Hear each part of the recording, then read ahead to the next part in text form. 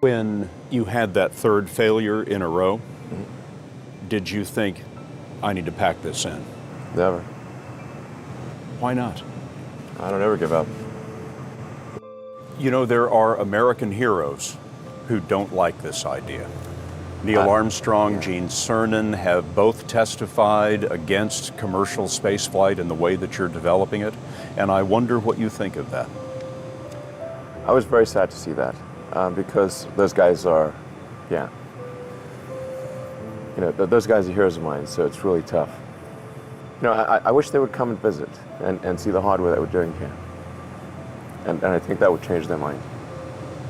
They inspired you to do this, didn't they? Yes. And to see them casting stones in your direction. It's difficult. I mean, we got to be excited about the future. We got to do things that make us want to live. You know, it cannot always be about problems every day. I mean, do you want to wake up every morning and everything's just a problem? Well, what inspires you and what makes you excited about the future? There's got to be some things like that. If you don't make stuff, there's no stuff. Yeah. So if you don't make the food, if you don't process the food, you don't transport the food, medical treatment, getting your teeth fixed, there's no stuff. I would become detached from reality. You can't just legislate money and solve these things. If you don't make stuff, there is no stuff. Well, it's quite hard to run companies. Yeah. Especially car companies, I would say. It's quite challenging. The car business is the hardest one of all the things you do? Yes. Because it's a consumer-oriented business as opposed to like SpaceX and... Not that SpaceX is no walk in the park, but a car company, it's very difficult to keep a car company alive. It's very difficult. You know, there's only 2 car companies in the history of American car companies that haven't gone bankrupt, and that's Ford and Tesla. That's it. 2008 was brutal. 2008 we had the 3rd consecutive failure of the Falcon 1 rocket for SpaceX. Tesla almost went bankrupt. We closed our financing round 6 p.m. Christmas Eve 2008. It was the last hour of the last day that it was possible. We would have gone bankrupt 2 days after Christmas otherwise. Yeah, I mean, SpaceX is alive by the skin of its teeth, so is Tesla. If things had just gone a little bit the other way, both companies would be dead. And I like one of the most difficult choices I've ever faced in life was in 2008. I think I had maybe $30 million left, or $30 or $40 million left in 2008. And I had 2 choices. I could put it all into one company, and then the other company would definitely die, or split it between the 2 companies. But if I split it between the 2 companies, then both might die. And you know, when you put your blood, sweat, and tears into creating something, or building something, it's like a child. And so it's like, which one am I going to let one starve to death? I couldn't bring myself to do it, so I split the money between the 2.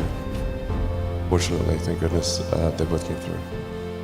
What was your biggest failure and how did it change you?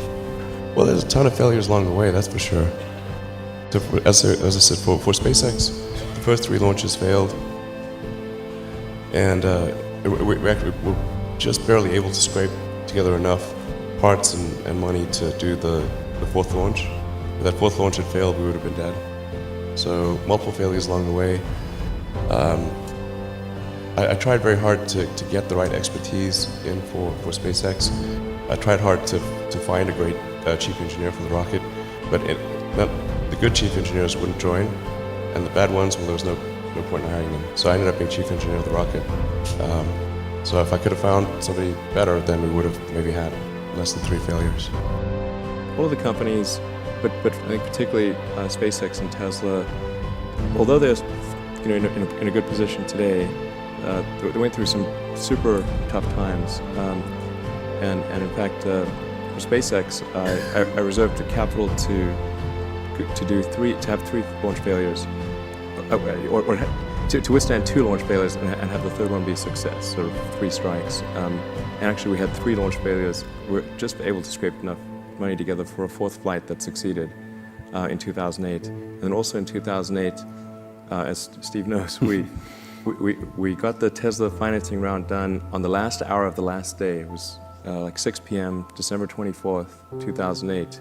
And if we hadn't gotten it done then, the company would have gone bankrupt a few days after Christmas.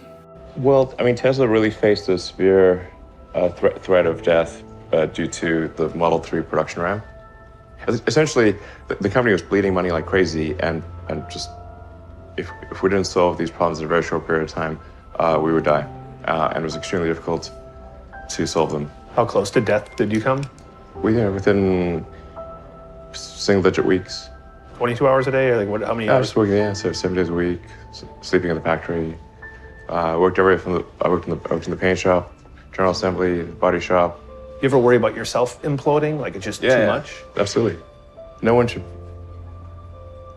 put this many hours into work. This is not good. And people should not work this hard. They should not do this. It's very painful. Painful in what sense? It hurts my brain and my heart. There's like some entropic basis for this. Like there are many more ways to fail than to succeed. So you have to explore. I mean, particularly like for a rocket, there's like 1,000 ways a thing can fail, and like one way it can work. So you could have a lot of rocket failures to explore all the ways in which it could fail. But I do think that one great thing about Silicon Valley is that failure is not a big stigma. So it's like if you try hard and it doesn't work out, that's okay. Like you can learn from that and do another company, and it's not a big deal. And I think that's really one of the great things about Silicon Valley. I think certainly being focused on something that you're confident will have high value to someone else, and just being really rigorous in making that assessment, because people tend to, a natural human tendency is wishful thinking. So a challenge for entrepreneurs is to say, well, what's the difference between really believing in your ideals and sticking to them versus pursuing some unrealistic dream that doesn't actually have merit? And that is a really difficult thing to tell. Can you tell the difference between those two things? Right. So you need to be sort of very rigorous in your self-analysis. I think certainly extremely tenacious, and then just work like hell. I mean, you just have to put in 80 to 100-hour weeks every week. Right. I mean, if other people are putting in 40-hour work weeks and you're putting in 100-hour work weeks, then even if you're doing the same thing, you know that in 1 year you will achieve what they achieve. You will achieve in 4 months what it takes them a year to achieve.